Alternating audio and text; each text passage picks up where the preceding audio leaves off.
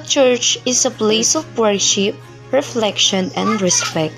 But are we always mindful of our actions?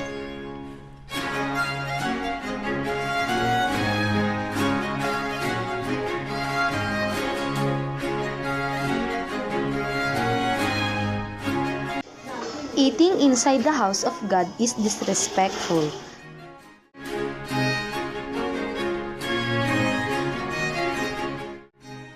Dress modestly as a sign of reverence.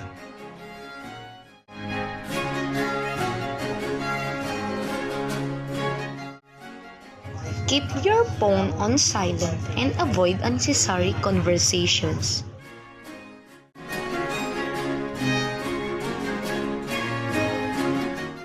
Be mindful of the noises you make to avoid disrupting other believers.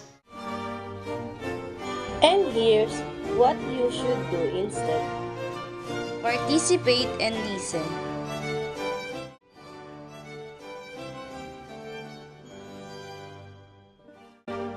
Dress modestly.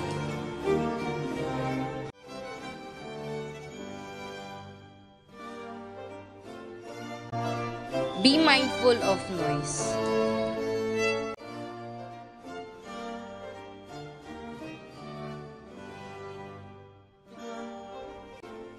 Small action make a big difference.